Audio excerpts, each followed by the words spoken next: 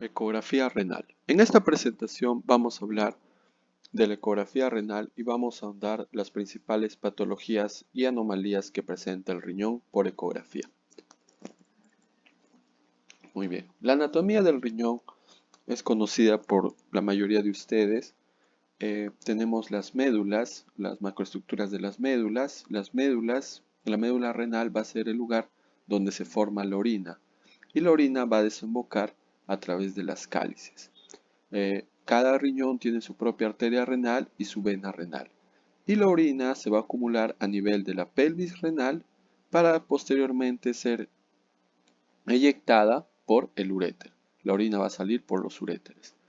La estructura más importante, como hemos visto en clase, la medida más importante del riñón es la corteza, es medir la cortical, que hemos dicho no debe bajar de los 11 milímetros o 12 milímetros. Las demás medidas son de referencia.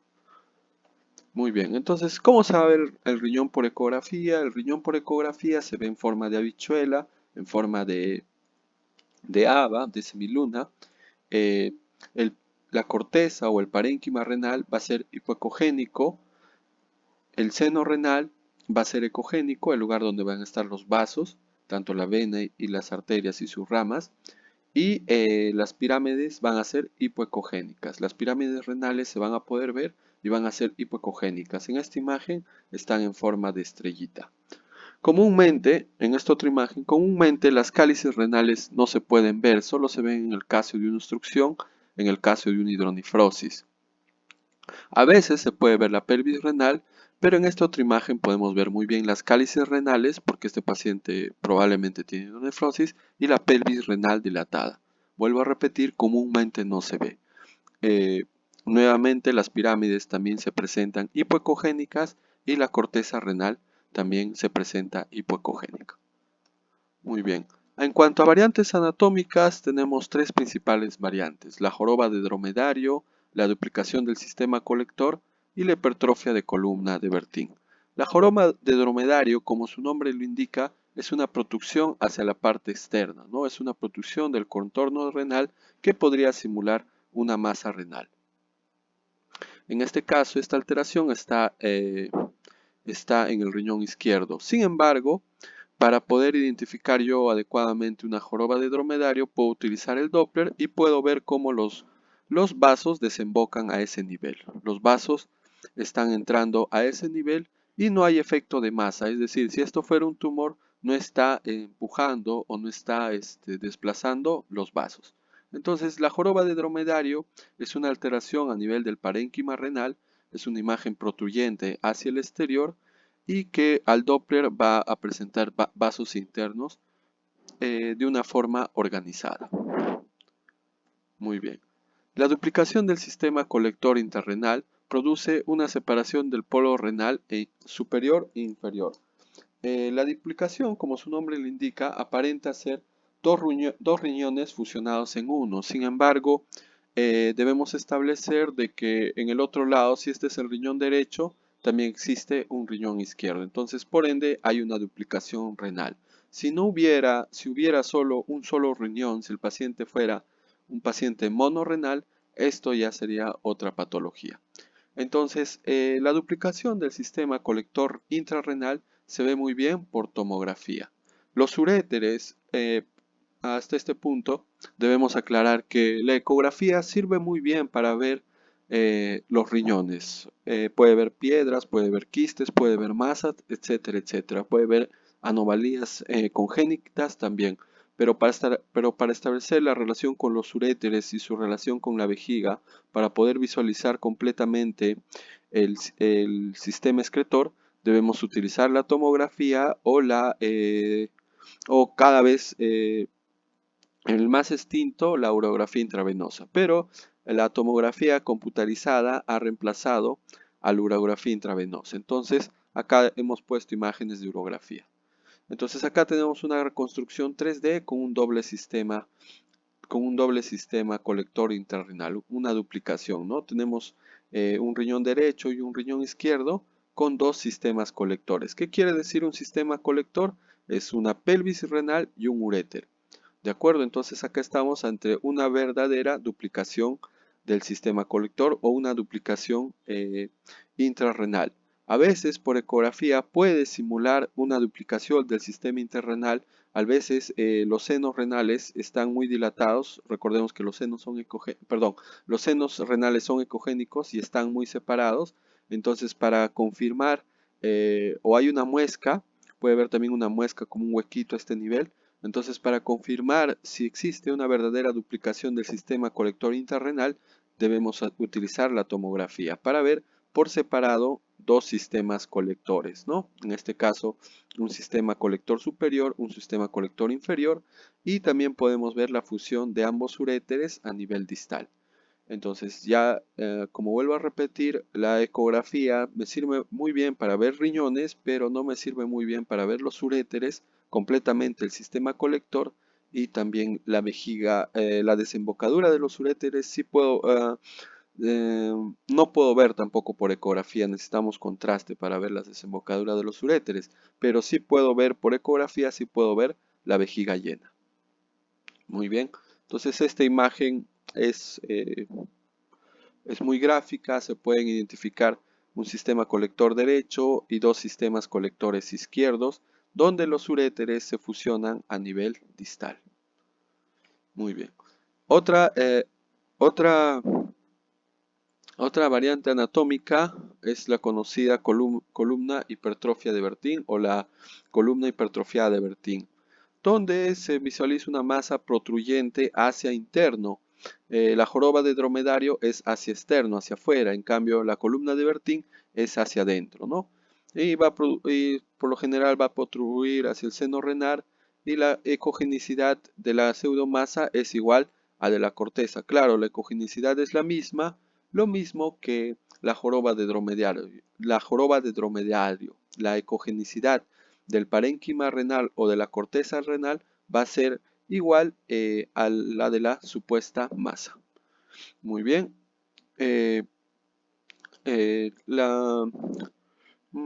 ¿Qué podemos decir? Igual puede hacer efecto de pseudomasa, pero igual acá también podemos utilizar el Doppler para identificar los vasos adecuadamente. Anomalías congénitas del riñón.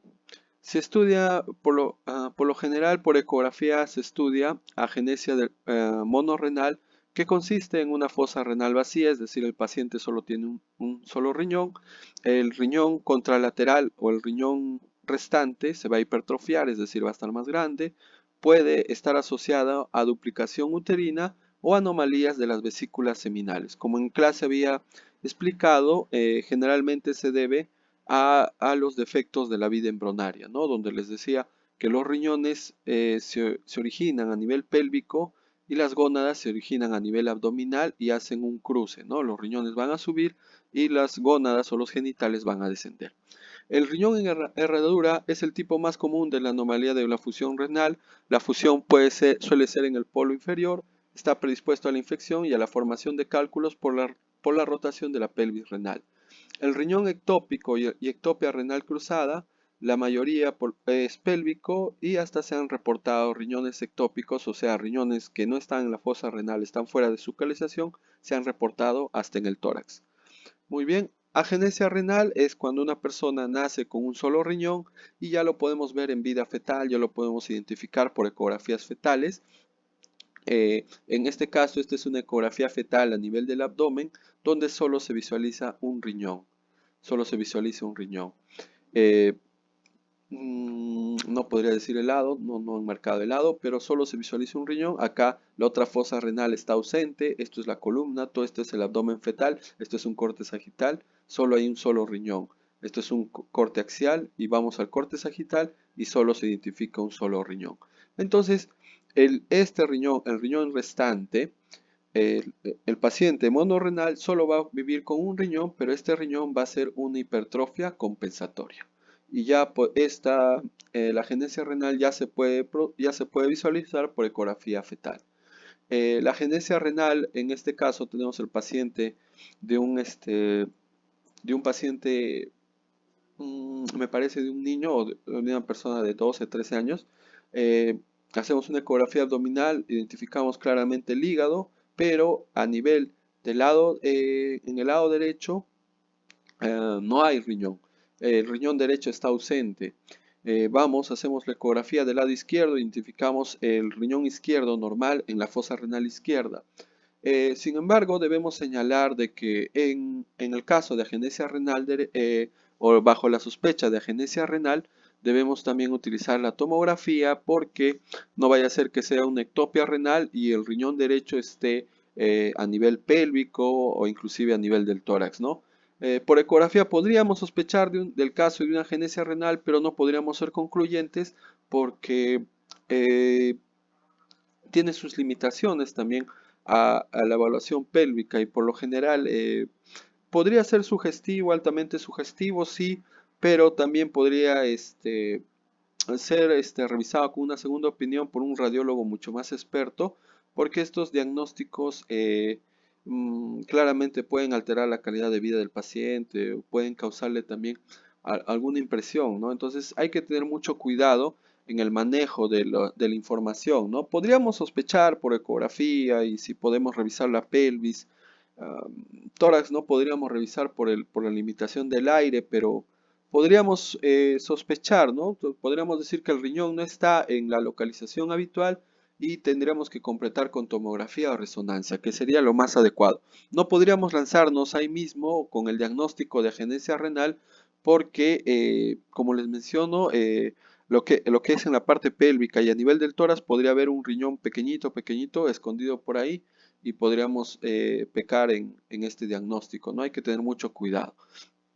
Entonces tenemos una fosa renal derecha vacía, eh, la, la la glándula adrenal está ocupando ese lugar y el riñón izquierdo está conservado. Muy bien, entonces pasamos al siguiente caso.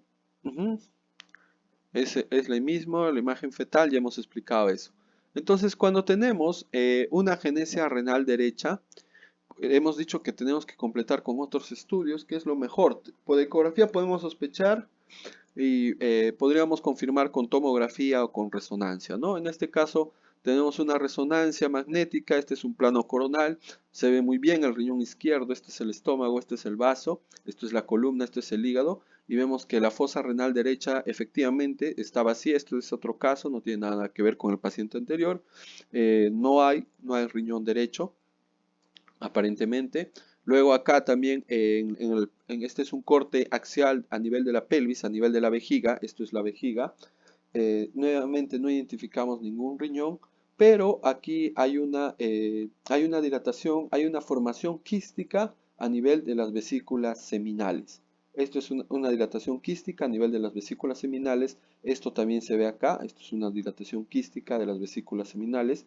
Este es un paciente varón. Y acá en el plano coronal también se ve este quiste, esta formación ovalada, bien circunscrita, regular. Entonces, cuando tenemos una agenesia renal, ya sea del lado derecho o del lado izquierdo, y tenemos una dilatación quística o quiste de la vesícula seminal, ya podemos pensar en un síndrome de Sinner. Muy bien, continuamos. Ectopia renal. Ectopia renal se refiere a, como había explicado en clase, los riñones se forman a nivel de la pelvis renal, ¿de acuerdo? Entonces, en etapa fetal y los riñones van a subir. Durante toda la etapa fetal los riñones van a estar subiendo, ¿no? Exactamente, no recuerdo en qué semana sucede eso, pero van a subir. Entonces, a veces cuando un riñón no puede subir, se queda a nivel de la pelvis, hablamos de una ectopia renal o que el riñón está en una localización no habitual y se le conoce como riñón ectópico, es decir, está fuera de su lugar. Entonces acá tenemos el caso de una ectopia renal, ecografía de un recién nacido, nuevamente la fosa renal derecha está vacía, a nivel de la pelvis identificamos una imagen compatible con riñón, pero ojo con esto, no podríamos tampoco ser categóricos por más de que a este nivel veamos el riñón derecho a nivel pélvico, podemos identificarlo. Todavía por ecografía no podríamos tampoco decir que es una ectopia renal. Tenemos que decir que es sugestivo y que y que el supuesto riñón también está a nivel pélvico, porque también acá por ecografía no puedo demostrar los uréteres, no puedo demostrar adecuadamente la imagen contrastada, la imagen con contraste, y es importante también demostrar los uréteres y la pelvis. Esto podría ser otro tipo de masa, entonces también hay que tener cuidado. Por eso ya estas patologías por lo general se complementan bastante, como hemos visto muy bien, por resonancia o por tomografía. Entonces hay que tener cuidado. Ahí podemos decir que es sugestivo, que es compatible, pero no podemos ser concluyentes por ecografía. Muy bien.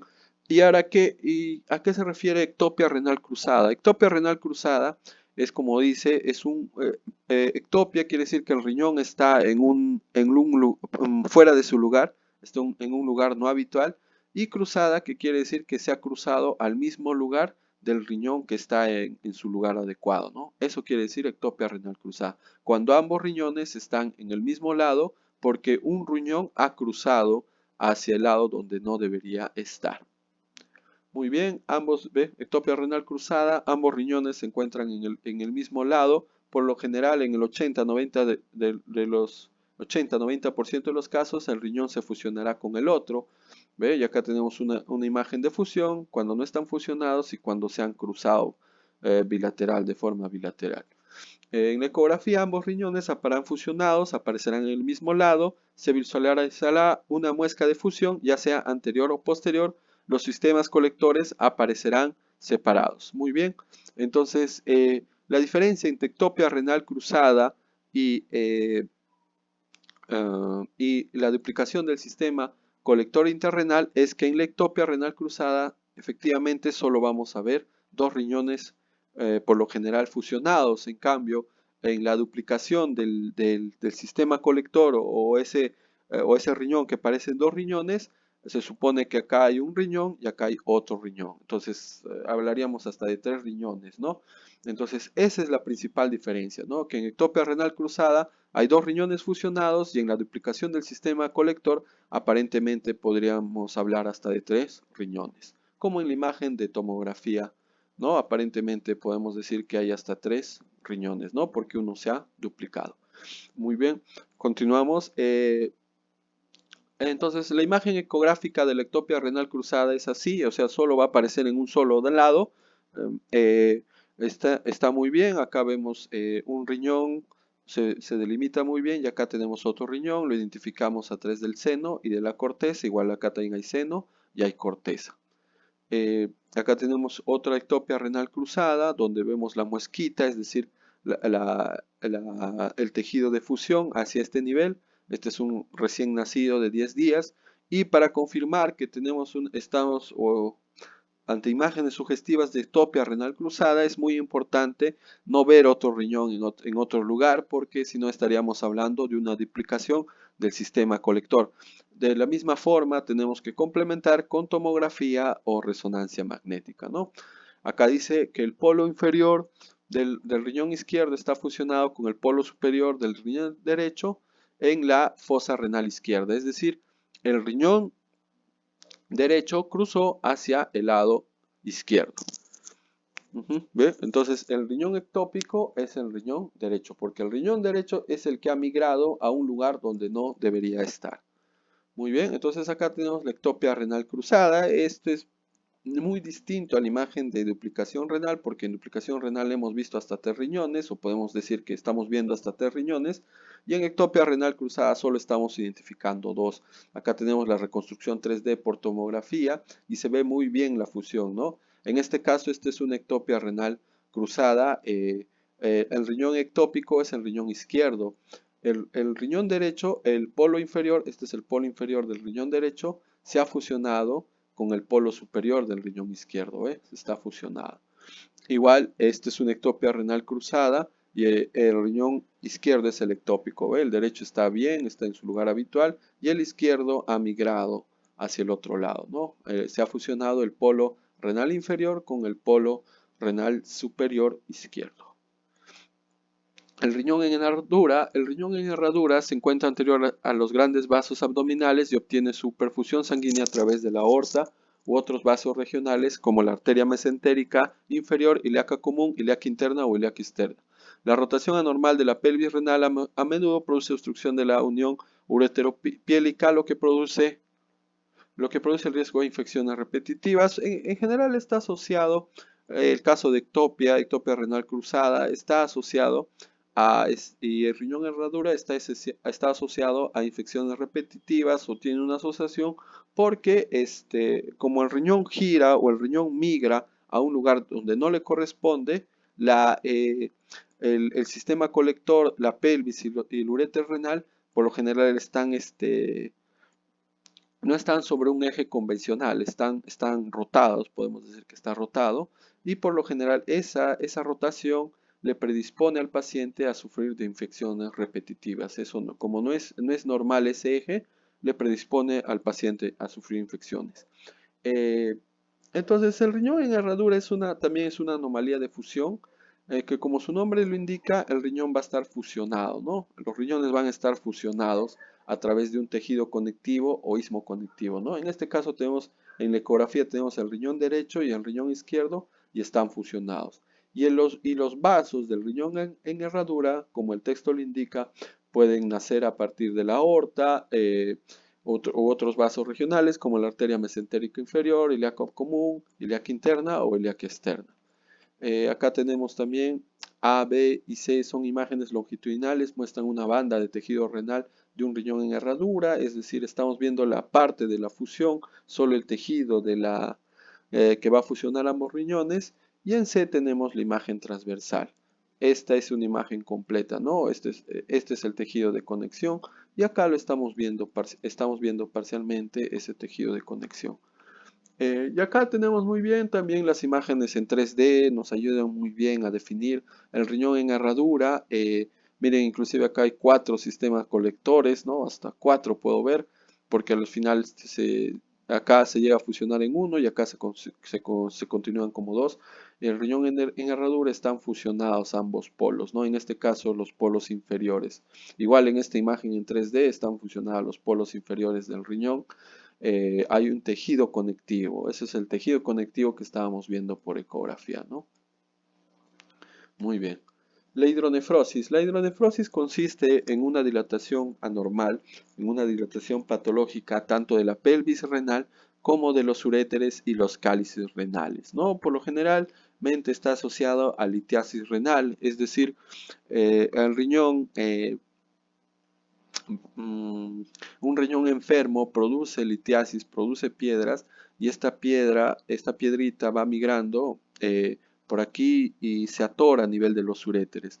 Entonces se atora a nivel del uréter proximal. Entonces como se atora el riñón, la orina no puede salir. Entonces la orina sale parcialmente y todo el sistema colector, la pelvis, las cálices renales y el uréter proximal se van dilatando, se van dilatando. Eso es la hidronefrosis, ¿no? El flujo normal es que la médula produce la orina que baja a través de las cálices o copas y sale, ¿no? Eso es lo normal. Pero en el riñón hidronefrótico hay un punto de obstrucción, ya sea otra causa de obstrucción, y la orina no puede salir y se va dilatando. Ajá. El flujo de orina puede estar disminuido o de plano puede estar completamente bloqueado, ¿no? Muy bien. Entonces tenemos grados de hidronefrosis, sí, se conocen 4 grados de hidronefrosis. La ecografía sirve muy bien para visualizar hidronefrosis renal, la hidronefrosis del uréter proximal sí se puede ver, del uréter proximal sí podemos identificar, pero la hidronefrosis a nivel del tercio medial o del tercio distal, justo a hidronefrosis o una ureteronefrosis de tanto la parte medial como la parte distal del uréter, muchas veces no se va a ver porque el uréter sigue un recorrido que a veces se complica, perdón, varias veces se complica ver completamente el recorrido del uréter por ecografía. Por eso necesitamos la tomografía o la resonancia. La ecografía, volvemos a repetir, sirve muy bien para ver el uréter proximal y el riñón, pero no puede ver el uréter en toda su extensión, sobre todo la parte medio distal. Entonces los grados, hablamos de un grado cero cuando no hay dilatación de las pelvis renales ni de las cálices, el parénquima renal tiene un grosor normal.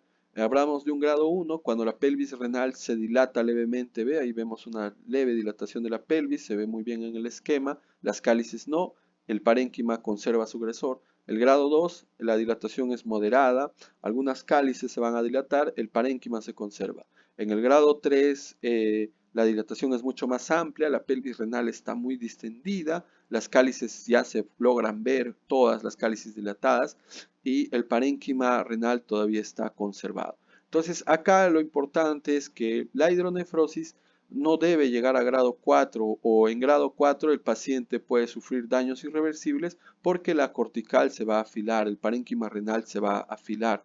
Entonces eso puede llevar a una insuficiencia, ¿no? Recordemos que el parénquima o la corteza renal no debe bajar de los 11 milímetros de grosor. Entonces, la hidronefrosis puede ser progresiva, sí, puede haber una obstrucción a nivel con un cálculo, sí. Entonces, eso es lo que se evita, que la hidronefrosis llegue a grado 4, porque puede causar daños irreversibles al riñón, ¿no? Y como su nombre lo indica, en la hidronefrosis grado 4 hay una dilatación amplia de la pelvis renal, de las cálices renales y la corteza se va a afilar o se va a reducir. Muy bien, entonces acá tenemos la imagen por ecografía. En la imagen A y en la imagen B tenemos una hidronefrosis grado 1. En la imagen C, esto es una imagen transversal. La imagen D tenemos una hidronefrosis grado 2, donde ya vemos algunas cálices ya dilatadas. En un grado 3 ya vemos más cálices dilatadas. Y el grado 4 vemos cómo se afila ya el riñón, ya no hay casi parénquima, ya no hay corteza renal, todo está dilatado, todo está lleno de orina. Muy bien. Algunas causas de hidronefrosis, las comunes, la obstrucción previa. ¿Qué quiere decir una obstrucción previa? Claro, hubo una piedra ahí y logró salir, pero no es que ahí mismo la orina va a bajar o la hidronefrosis va a bajar completamente. No, hay que esperar algunos días. Pelvis extrarrenal, una vejiga distendida, fisiológico y el embarazo. Sí, también hay que señalar que cuando la vejiga está muy distendida, la vejiga está muy llena, la orina obviamente no va a salir, entonces la orina va subiendo. Entonces se ha descrito una hidronefrosis fisiológica y por lo general es recomendable también si sospechamos hidronefrosis y el paciente tiene ganas de miccionar, lo mejor es que miccione, ¿no? También se ha descrito la hidronefrosis en el embarazo, es una condición fisiológica normal del embarazo. Unas causas no comunes de hidronefrosis, la diuresis activa, diabetes insípida y nefropatía por reflujo. Entonces, el diagnóstico diferencial lo vamos a establecer con las venas renales prominentes, a veces puede haber venas renales grandes, y el Doppler nos ayudará a distinguir las venas, ¿no? Podemos sospechar que parece una hidronefrosis, encendemos el Doppler y no es hidronefrosis, eran las venas. Eh, a veces también la hidronefrosis se puede complicar con pionefrosis. Podemos sospechar pionefrosis cuando aparece una colección hipoecogénica o hay diferencia de densidades a nivel de la pelvis y las cálices renales. Hay diferencia de densidades, entonces sospechamos en una pionefrosis, ¿no? O sea, ya es una hidronefrosis con una infección mucho más severa. Acá también el contenido no es netamente anecogénico, hay que comparar con estas imágenes. Hidronefrosis normal es contenido netamente anecogénico a nivel de la pelvis, cálices y el uréter proximal. En cambio, pionefrosis ya es su contenido es hipoecogénico, ya es mucho más denso el contenido, mucho más ecogénico.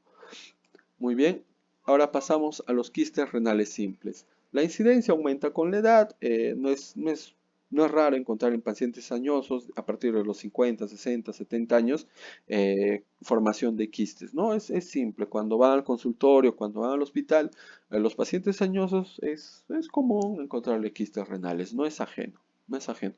Hay una teoría ahí que explica la formación de quistes renales a partir de la edad, pero en lo que respecta a explicar es que mientras más edad tengamos, más incidencia o más formación de quistes renales vamos a tener. Cada quiste debe ser evaluado en secciones en los dos planos. La valoración debe proporcionar una evaluación exacta de la localización, forma, tamaño y estructura. El principal propósito de la ecografía es diferenciar entre quiste benigno y quiste con potencial maligno. Y la ecografía sirve muy bien para eso. La ecografía puede diferenciarme entre si una estructura es sólida o líquida. Para eso sí me sirve muy bien la ecografía, pero para decirme si esa estructura sólida tiene potencial maligno o es una estructura cancerígena, a veces la ecografía se queda relegada por la tomografía y la resonancia. Pero sí, en general, en líneas generales, la ecografía sirve para ver muy bien si una imagen es quística o es simplemente líquido o es sólido. Muy bien. El quiste renal simple característicamente es redondo u ovalado, es anecogénico, de forma regular, de pared delgada y claramente delineada, con contorno liso. Nos va a producir el artefacto, el refuerzo acústico posterior. No presenta calcificaciones ni septos en el interior. No hay señal Doppler, es decir, no debe tener vascularización dentro del quiste, y sin sombra acústica posterior. Si decimos que no tiene sombra acústica posterior, por ende no tiene calcificaciones. Acá tenemos un quiste renal simple. Este es el riñón, vamos a decir que es el riñón derecho. Si el transductor está acá, la muesca está acá. Este es el polo superior y este es el polo inferior. Entonces es un quiste renal del polo inferior. Es una formación completamente anecogénica. Los bordes son regulares, las paredes son regulares. El refuerzo acústico posterior es esto, es este refuerzo blanco, es esta mancha blanca, ¿no? Que por lo general es un buen indicativo de benignidad o que esta imagen es quística completamente. Ayuda mucho el refuerzo acústico posterior. Nuevamente acá tenemos un quiste mucho más grande, mucho más pronunciado. Nuevamente tenemos bordes regulares, formación normal, formación ovalada, contenido anecogénico predominante y el refuerzo posterior, ¿ve? Y el refuerzo posterior. Entonces ese artefacto me sirve bastante para identificar las imágenes quísticas. Muy bien, y acá tenemos un videíto. En este caso este es el polo renal superior.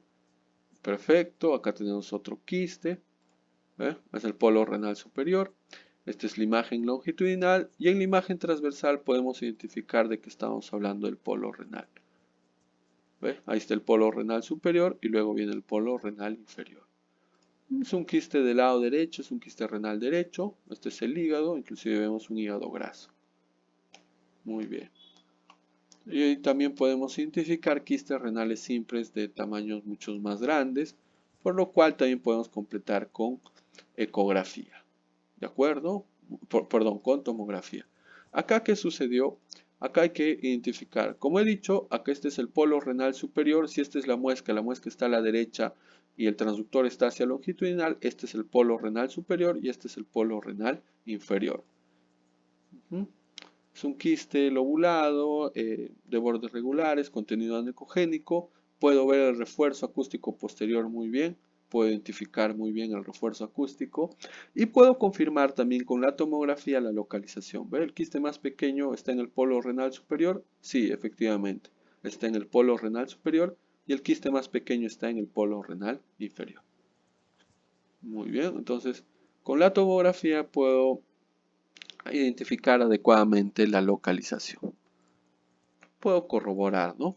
Muy bien, entonces acá tenemos más quistes renales simples, pequeños. Este es el del polo renal superior. Este es una imagen transversal, esta es otra imagen transversal y este es otro quiste pequeñito del polo renal superior. Esto es el hígado, entonces estos son los riñones derechos. El artefacto de refuerzo acústico posterior no siempre se va a ver, sobre todo cuando los quistes son pequeñitos, no siempre se va a ver tan pronunciado. Cuando los quistes son más grandes, más pronunciados, sí los podemos ver, ¿no? Sí podemos ver el artefacto de acústico posterior. Entonces, hay una limitación ahí. No siempre se va a ver el artefacto, mientras más grande va a ser mejor para ver el artefacto, pero también podemos jugar con la localización o podemos jugar con la incidencia de los haces de ultrasonido. Muy bien. Acá tenemos otro quiste renal simple, otra vez en el polo renal superior. Ahí está el refuerzo acústico posterior, ¿no? Mientras más grandecito, produce el refuerzo acústico posterior. Más chiquito, más difícil de verlo. Muy bien.